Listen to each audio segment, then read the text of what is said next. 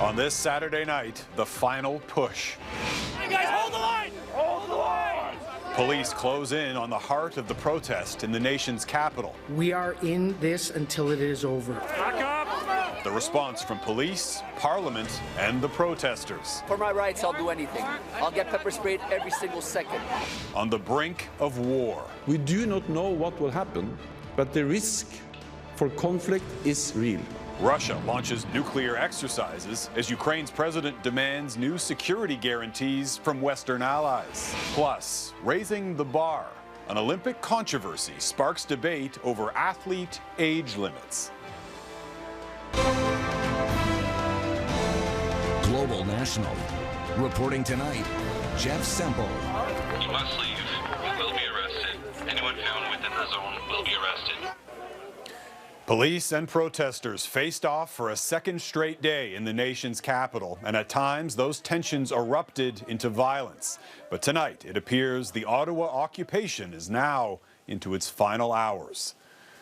Good evening and thank you for joining us. Police and protesters are accusing each other of abusive behaviour after a day that saw officers reclaim the street in front of Parliament Hill. At least 170 people have been arrested as part of the Convoy crackdown, and Ottawa's police chief warned their investigation into others involved will continue for many months. David Akin spent the day reporting from the protest and joins us now from Parliament Hill. David. Well, Jeff, the Battle of Wellington Street in front of the Parliament buildings is over.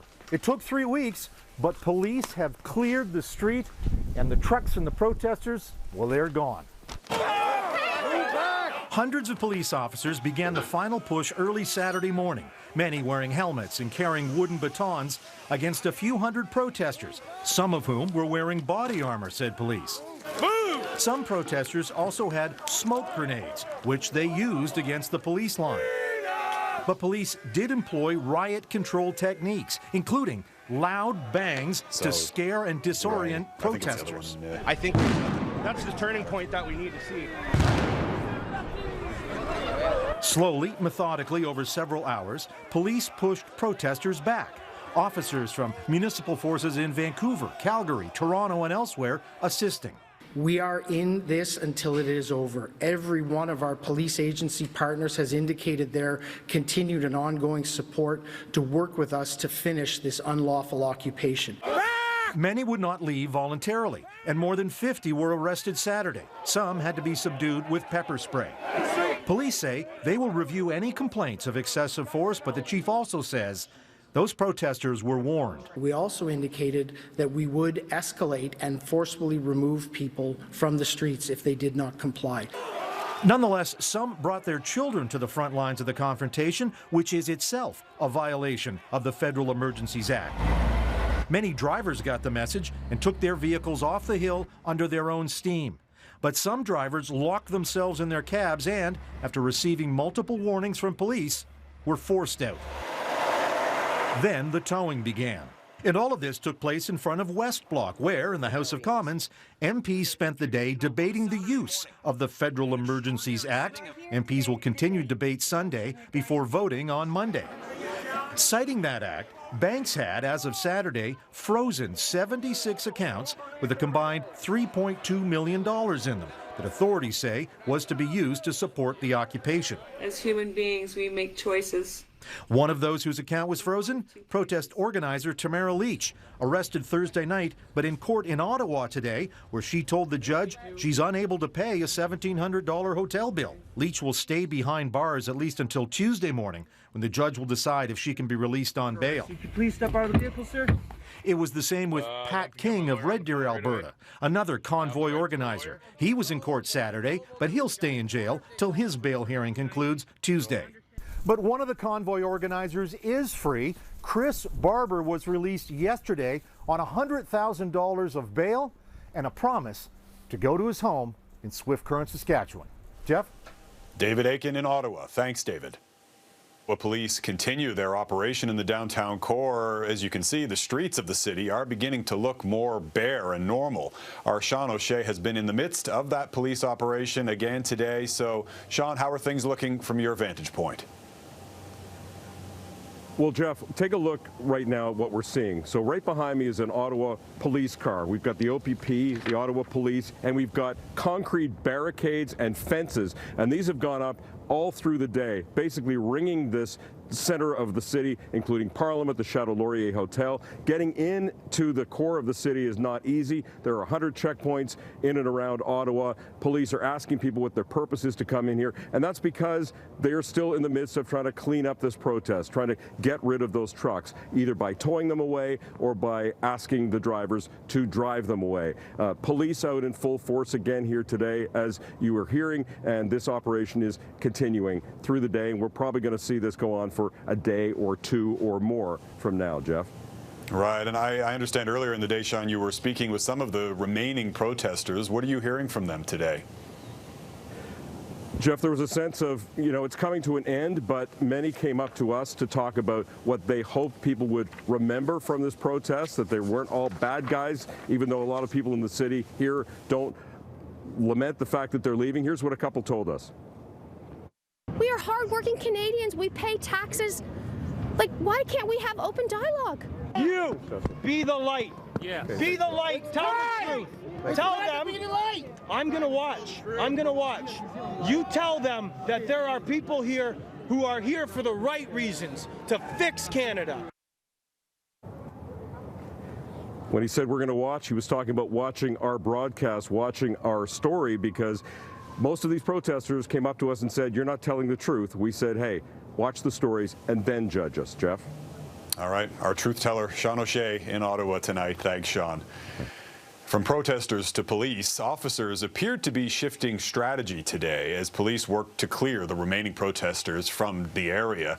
The slow, methodical approach that we saw from police yesterday seemed to be replaced with a much tougher line today. Our Ottawa Bureau Chief, Mercedes Stephenson, has been on the ground today. So, Mercedes, what did you make of the police tactics you saw today? Jeff, it felt very different from yesterday, where things started out very slowly. The officers who were on the front line yesterday were just in their regular uniforms. They didn't have additional body armor or helmets on. Today, it was clear that there was a different tone being set. The officers who came out were wearing riot gear. They were on the front lines, and they were carrying large wooden batons with them, which they were using to strike people if they didn't move back when the police line moved forward. They also had gas masks in some cases, and eventually the line that I got pushed back by on a side street here had full-blown gas masks under riot helmets, which led people to believe they were going to be gassed. That never happened, by the way, despite social media reports about it. There was a much faster pace that was undertaken by the officers. It was more aggressive, and there was a harder element right behind them. The emergency response team, who are tactical officers with the RCMP, very elite unit, were being used to clear out the tents and also being used to clear out the trucks. And they had their weapons out and drawn. I did not see them pointing them at anybody, but it certainly was a much more aggressive presence, and it was much more rapid. They cleared all of Wellington Street and the side streets in a day, in something that experts thought might take as long as a week to do. Yeah, we heard a statement from the police chief earlier citing concerns about misinformation, disinformation circulating on social media. How would you describe, what you're seeing online versus the reality there on the ground? Yeah, there were some people alleging police brutality. I didn't see that. I did see people absolutely getting hit by batons and some rough arrests. Those were people who did not move back as the police line advanced. Sometimes they were on their knees, begging with officers, some veterans saying, please don't do this. But if you did not move when they told you to move, that was the fate that you suffered. There was no gas used. Nobody was shot. There was not mass arrests at gunpoints, despite what a New York Times headline appeared to report. And most importantly, no one died, because there was a false report on American news that a woman was trampled by a horse yesterday. That did not happen. That was confirmed by both police and EMS. But the police chief did talk today about the problem they've had with misinformation and disinformation. This is what he had to say. One of the tactics that the protesters and demonstrators are using is misinformation, information that is inaccurate, information that misleads the public. We're actively tweeting and providing information out through social media and other media mechanisms in order to be able to try and get accurate, factual information around what is going on within the protest. So, Jeff, certainly a more aggressive police presence and the possibility you could get hurt if you did not move back when the police instructed you to, but nothing like some of the other riot police I've seen in action in the past, including at the G7, G20, which was much more aggressive tactics. Mercedes Stephenson in Ottawa. Thanks, Mercedes. And protests supporting that Ottawa occupation are once again taking place at several sites across the country. A convoy forced the closure of the Pacific Highway crossing in British Columbia. And in Quebec, police say at least 3 people were arrested as protesters packed the streets of Quebec City. Amid heavy snow, a convoy made its way to Quebec's National Assembly, where thousands gathered to hear speeches calling for the immediate end to all pandemic public health measures. Meanwhile, an Ontario judge has just extended an order to keep the Ambassador Bridge clear of protesters. The injunction prohibits blocking access to the span that connects Windsor with Detroit indefinitely. This comes after demonstrators blocked traffic at North America's busiest border crossing for nearly a week. The previous order was set to expire on Monday. Turning now to the escalating tensions in Ukraine and a new show of force from Vladimir Putin. The Russian president oversaw large-scale nuclear drills today. And as Reggie Cecchini reports, it comes as Ukraine's president issues a desperate plea to Western allies. It's an intimidation tactic to the maximum degree. Russia carrying out nuclear drills on Saturday in a test of its military capabilities, coming as it's amassed more personnel on Ukraine's border. The U.S. believes Russia is prepared to strike, further pulling back the curtain on intelligence to expose Russia's gameplay in real time. We do not know what will happen, but the risk for conflict is real. The threat is a central focus with NATO allies and G7 nations who see rules-based order under attack, promising Russia will pay if it crosses a line. We have prepared together economic measures that will be swift, severe, and united. While the threat of sanctions has yet to deter Russia, fearlessness might. Despite his country under the shadow of assault, Volodymyr Zelensky left Kyiv to bring his concerns to a global stage in Germany, asking for a meeting with Russia's leader, admitting he doesn't know what Vladimir Putin wants. William Taylor, America's former ambassador to Ukraine, says if Putin advances, whatever he claims as a victory won't be tolerated. Russia will be a pariah. President Putin will be probably a war criminal. This will be something that he will lose in history. In the breakaway regions of Ukraine, conflict is only growing worse. There have been hundreds of reported ceasefire violations. The separatist leader calling for full mobilization against Ukrainian aggression. The U.S. Embassy says Russia is propagating violence in rebel-backed territory they control that's already left some Ukrainian soldiers dead, furthering concerns that the Kremlin is drafting a pretext. They're looking for a justification, looking for some rationale to try to convince the world that there is some reason for this invasion. And that's led to further calls from Ukraine to have NATO put a timeline on the table to potential membership, arguing it won't sit as a buffer between the West and Russia. Until then, it will rely on NATO supplies to defend its democracy, which includes another shipment of lethal aid that arrived from Canada on Saturday. Jeff? Reggie Cecchini in Washington. Thanks, Reggie. Coming up, racism in the workplace. Hundreds of Canadian CEOs recently promised to improve racial equality. But have they delivered? The answer next.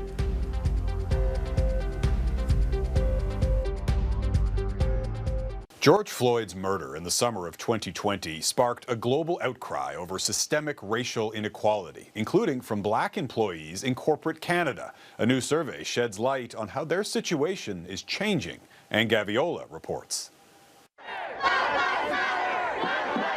The chorus of voices demanding social justice and change as the Black Lives Matter movement gained momentum rang loud and clear in 2020. It spurred promises for major firms across Canada to do better.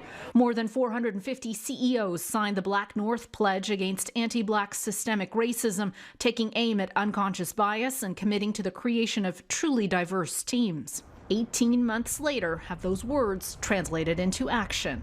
A KPMG poll of Black Canadians in early January shows nearly 70% felt their employers were making progress to create more inclusive and equitable workplaces, but 12% felt that what they were seeing was lip service, and 1 in 5 said their employer was taking no action.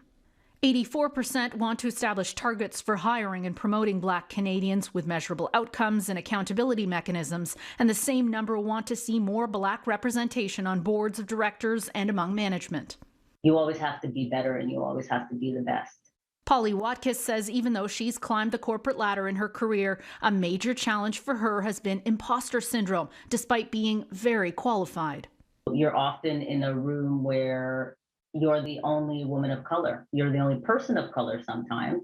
And in the automotive industry, which is a very white male-dominated industry. The takeaway for employers across Canada is that progress has begun, but the job is far from done, and the commitment needs to be revisited regularly, not just during Black History Month.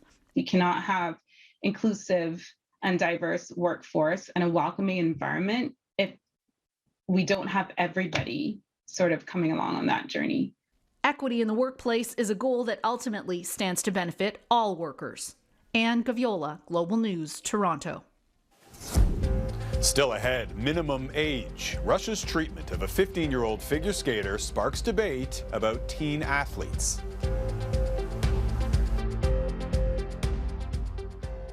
And one of the premier events of those Winter Olympics has renewed talk of a minimum age requirement to compete in the Games. This after a 15-year-old Russian figure skater tested positive for a banned substance, struggled during competition, and then broke down while the world watched. Mike Drolet has more. Hunched over, the pain of the moment seemed too great for Russian skater Kamila Valieva to handle. She was inconsolable, and after her coach chose to berate her, IOC President Thomas Bach gave a rare rebuke of Russia. When I afterwards saw how she was received by her closest entourage, with such a, what appeared to be a tremendous coldness, it was chilling. Valieva had been the breakout star of the Games after becoming the first woman to land a quadruple jump in the Olympics. Days later, it was revealed she had tested positive for a banned substance, but controversially was still allowed to skate by the Court of Arbitration for Sport, which cited the potential for irreparable harm to a 15-year-old. Now, after her very public meltdown, there is renewed talk about a minimum age to compete. It makes a lot of sense because even if their bodies are able to do this, the psychological pressure, the emotional pressure is so high that a minor rarely has the maturity and capacity to deal with it, especially if things go wrong. Another Russian skater, 17-year-old Alexandra Trusova, won silver before imploding off ice. Everyone has a gold medal, she said. Everyone, but not me. I hate skating. I hate it. I hate this sport. I will never skate again, never. Later, in a shaky voice, she explained her outburst by saying she had done everything she could. There is an inordinate amount of pressure in the Olympics. Top U.S. gymnast Simone Biles was unable to compete in parts of last summer's Tokyo Games because of the stress to perform. The difference is that she was supported by her coach and team. Now, some are saying Bach's criticism of Russia alone isn't enough. Many people have argued if they would have been more strict with Russia and sent a more severe message and not allowed them to compete at all, we would not have had this problem. And the bigger picture certainly needs to be addressed, but the immediate concern is the mental health of a pair of teenagers in over their heads. Mike Drolet, Global News, Toronto. Coming up, Red Cross refugee, the story of a Syrian who's giving back to his adopted home.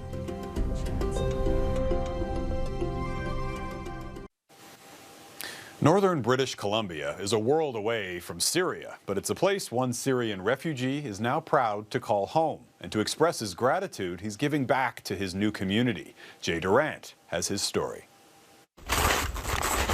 With frost in his beard and the crunch of snow underfoot, Hassan Alcantar is experiencing his first true Canadian winter. Hey, buddy. It's amazing because I used to live in the desert in one of the hottest spots on earth. For the past 8 months, Hassan has been living in Fort St. John, enjoying everything northern BC has to offer. I love it when some Canadians call me and say, well, you are experiencing a part of Canada we never did experience before. I lived at the airport for 7 months. You may remember Hassan's story from 2018, a Syrian refugee who spent 7 months at a Malaysian airport, followed by 2 months in detention, before being privately sponsored for asylum in Canada.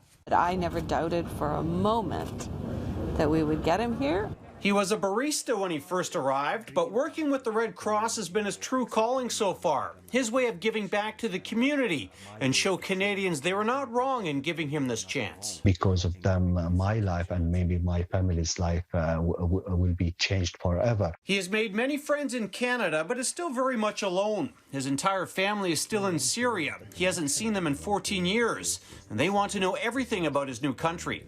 Did you say they ask about Tim Hortons? Yes.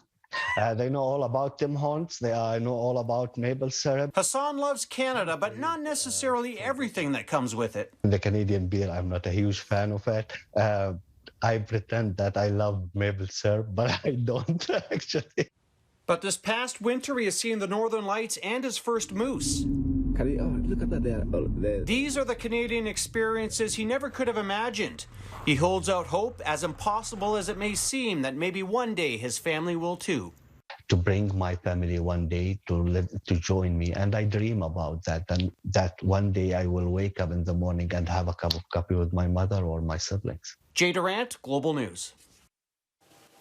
And that is Global National for this Saturday. I'm Jeff Semple. We leave you tonight with one final look at the situation in Ottawa. We'll continue to follow this story as it develops through the weekend. Hope to see you back here again tomorrow. Thanks for watching, and have a great night.